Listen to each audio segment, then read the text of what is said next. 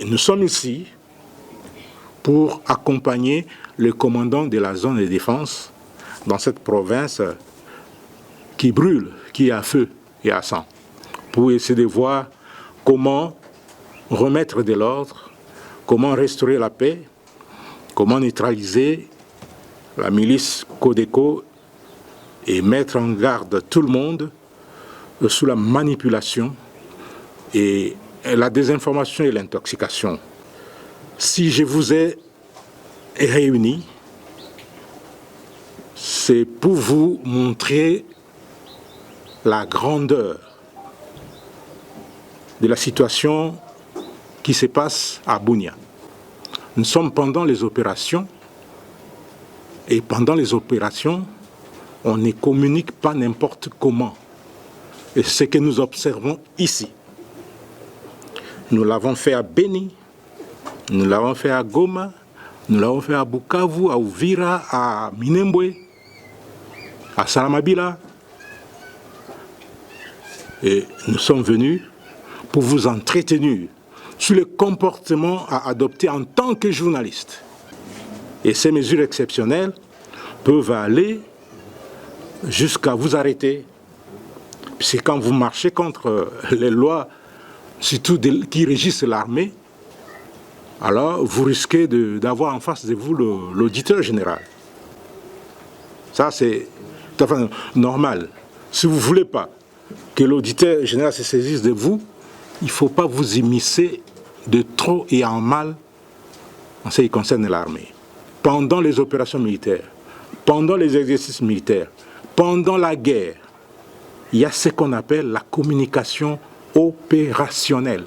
Est-ce qu'il y a quelqu'un parmi vous qui a déjà été formé sur la communication opérationnelle?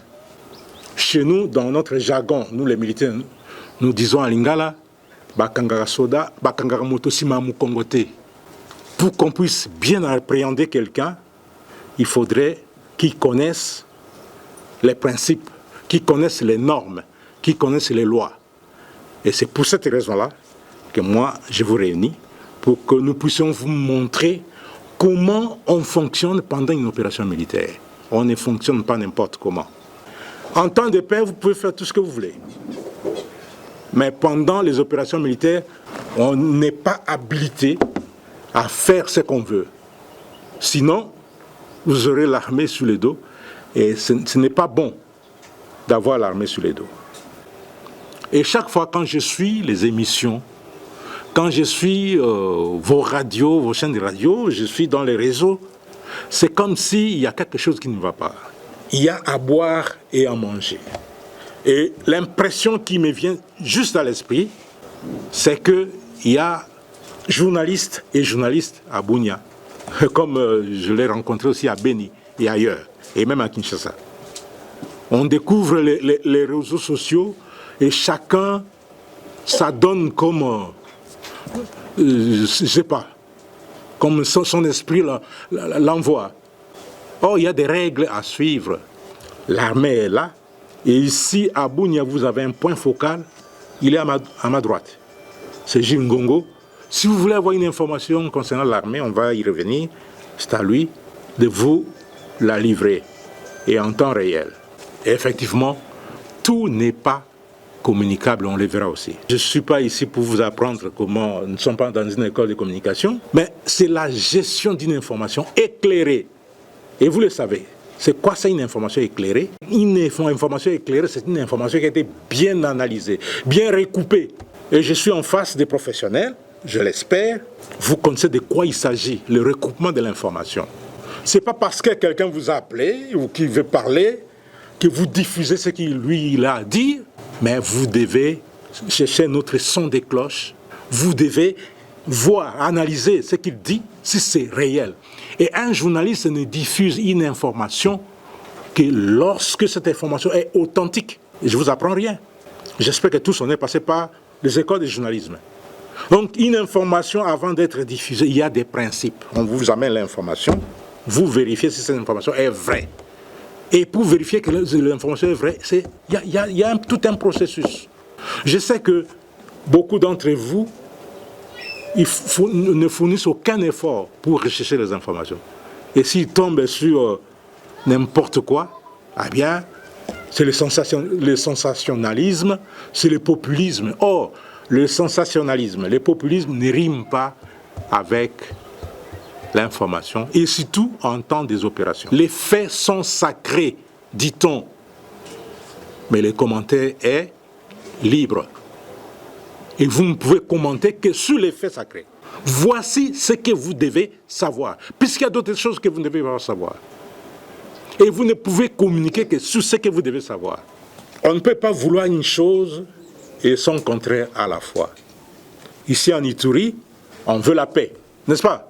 Qui veut la guerre ici? Alors, comme il n'y a pas quelqu'un qui veut la guerre, il faut nous aider, nous, l'armée, qui avons le devoir de vous ramener la paix. Il faut nous aider à vous donner cette paix-là. Et je m'adresse à vous, journalistes, communicateurs. Puis moi, je suis plus communicateur que journaliste. Donc, comme je l'ai dit, la médiatisation, c'est un élément essentiel dans le déroulement d'une opération militaire ou de la guerre. Donc, s'il y a opération comme c'est le cas maintenant en Ituri, il faudrait que nous puissions communiquer. On ne peut pas vous empêcher de communiquer, mais il faut communiquer utile et responsable. Mais lorsque vous, en tant que journaliste, vous envenimez la situation, vous pourrissez la situation, vous injectez le venin de la division, alors là, nous, comment nous allons réussir? J'ai dit que nous devons être comme nous, quand je parle nous, les forces armées, doivent être comme le poisson dans l'eau que vous représentez, ici, c'est-à-dire la population. C'est ce que vous devez savoir. Que tout mot que vous sortez de votre bouche devant un micro ou une caméra, que tout mot que vous postez dans une phrase dans les réseaux sociaux peut sauver comme il peut tuer. Je ne sais pas si vous le savez, mais il y en a qui se complaisent à raconter du n'importe quoi, alors que la communication, l'information, c'est une arme létale. Vous entendez pas les ADF, mais comment? On a lancé les opérations le 30 octobre de l'année passée. Nous sommes aujourd'hui au mois d'avril, non? Voilà, j'avais dit qu'avant le mois de juin, on risque de parler des ADF dans le passé. Et dans la dernière communication que j'ai faite à Béni, j'ai dit que si on continue avec les mêmes élans, dans 6 mois, on parlera des ADF dans l'histoire. On va tourner la page des ADF. Et si on doit le faire avec les ADF, qu'est-ce que représente la Codeco? Nous sommes la 8e armée africaine. La 8e. Même l'Ouganda, le Rwanda, qu'on vante tant, ils ne sont pas au-dessus de nous.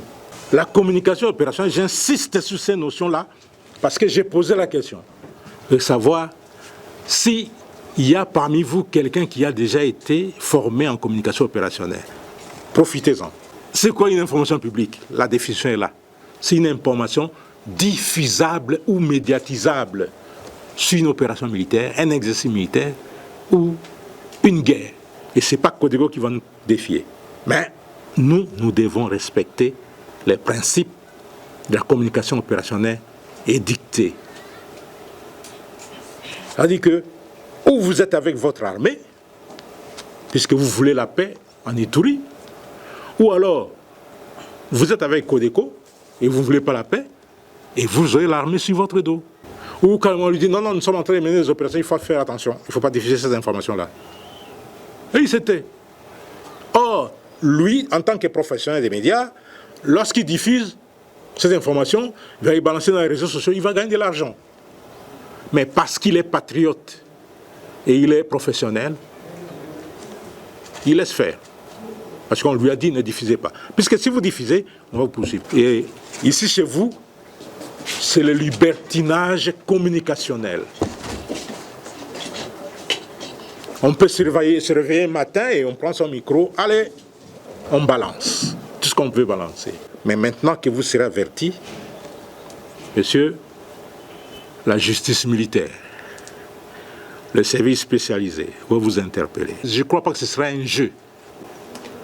Mais puisque la plupart d'entre vous, vous n'avez jamais assisté à un exercice d'interrogatoire avec la justice militaire et le service spécialisé, vous allez apprendre ça.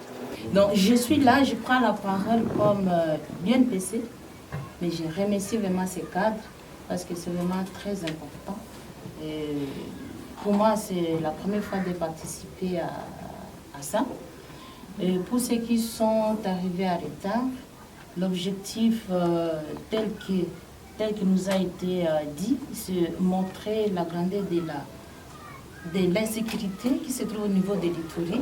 Et partant de cela, il nous a été demandé d'observer certaines mesures par rapport à la communication opérationnelle.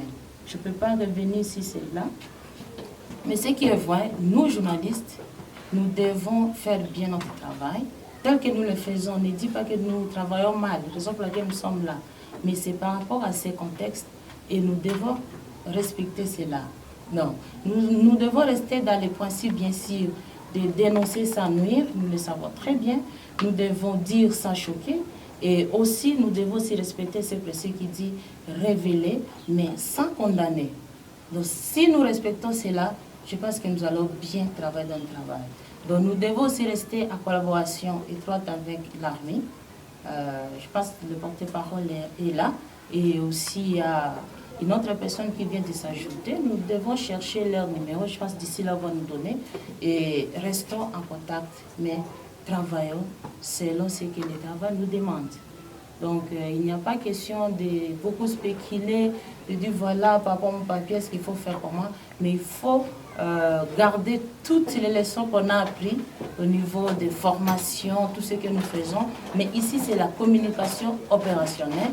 C'est pour vous dire que vous devez nous accompagner à conquérir le cœur de ces gens-là, à conquérir leur esprit, et le reste viendra de soi.